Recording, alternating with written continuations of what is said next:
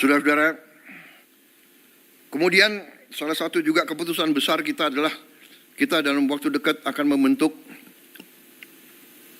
75.000 sampai 80.000 koperasi desa.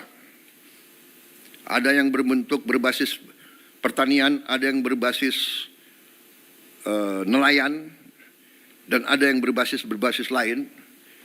Tapi intinya adalah kita ingin ekonomi desa, ekonomi rakyat yang paling bawah bergerak dengan cepat, memobilisasi kekuatan yang kita punya untuk menggerakkan seluruh ekonomi, dan ini akan ada suatu dampak yang sangat besar. Presiden Prabowo Subianto kembali meluncurkan program yang digadang-gadang bisa menjadi tonggak penting dalam pemberdayaan ekonomi rakyat dan penguatan kemandirian desa. Program yang diberi nama Koperasi Desa atau Kelurahan Merah Putih ini rupanya jadi prioritas pemerintahan Presiden Prabowo dalam pembangunan nasional. Dilaporkan sebanyak 80.000 koperasi desa atau Kelurahan Merah Putih resmi diluncurkan oleh Presiden Prabowo pada hari ini, Senin 21 Juli 2025. Lantas, apa itu Koperasi Desa Merah Putih yang menjadi program baru pemerintahan Prabowo? Simak informasi lengkapnya dalam video berikut.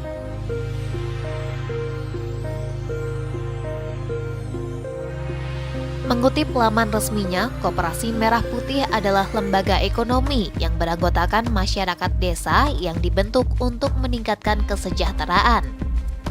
Pelaksanaan program ini rencananya akan menerapkan prinsip gotong royong, kekeluargaan, dan partisipasi bersama.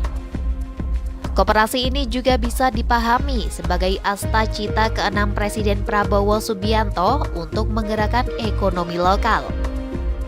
Hal ini menjadi salah satu langkah dalam upaya pengentasan kemiskinan dan meningkatkan ketahanan pangan. Program ini awalnya diumumkan Presiden Prabowo Subianto dalam rapat terbatas di Istana Negara pada Senin 3 Maret 2025. Kemudian pada hari ini atau Senin 21 Juli 2025, program tersebut resmi diluncurkan dengan total 81.140 unit koperasi desa yang tersebar di seluruh Indonesia. Nantinya lembaga ini akan memiliki 7 jenis gerai atau unit usaha, di antaranya apotek, klinik, simpan pinjam, kantor koperasi, pengadaan sembako, pergudangan atau cold storage, dan logistik. Namun selain 7 jenis usaha tersebut, lembaga ini juga bisa menjalankan usaha lain yang sesuai dengan potensi dan kebutuhan masyarakat setempat. Adapun modal untuk pembentukan koperasi ini bersumber dari anggaran pendapatan dan belanja negara, daerah, dan desa atau sumber lain yang sah dan sesuai ketentuan undang-undang.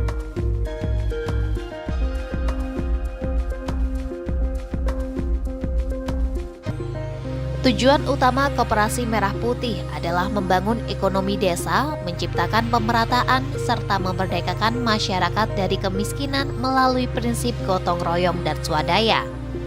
Koperasi ini bertujuan untuk menjadi motor penggerak ekonomi desa yang berkelanjutan, menciptakan lapangan kerja, serta meningkatkan inklusi keuangan.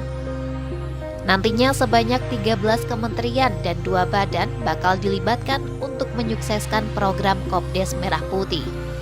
Begitu juga dengan para gubernur, wali kota atau bupati, dan kepala desa atau lurah. Lembaga ini diharapkan akan menjadi akses layanan dasar utama bagi masyarakat miskin seperti pendidikan, kesehatan, dan infrastruktur yang layak. Berdasarkan data Badan Pusat Statistik 2025, jumlah penduduk miskin pada September 2024 masih mencapai 24,06 juta orang atau 8,57%. Jumlah yang sangat besar tersebut menjadi persoalan serius bagi pemerintahan. Persoalan kemiskinan ini menjadi tantangan dalam upaya menuju visi Indonesia Emas 2045.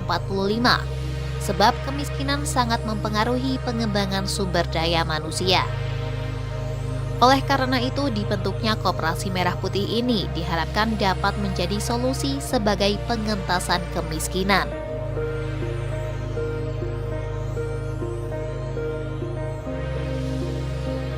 Bagi masyarakat yang ingin mendaftarkan koperasinya, pendaftaran bisa dilakukan pada laman resmi website merahputih.gov.id.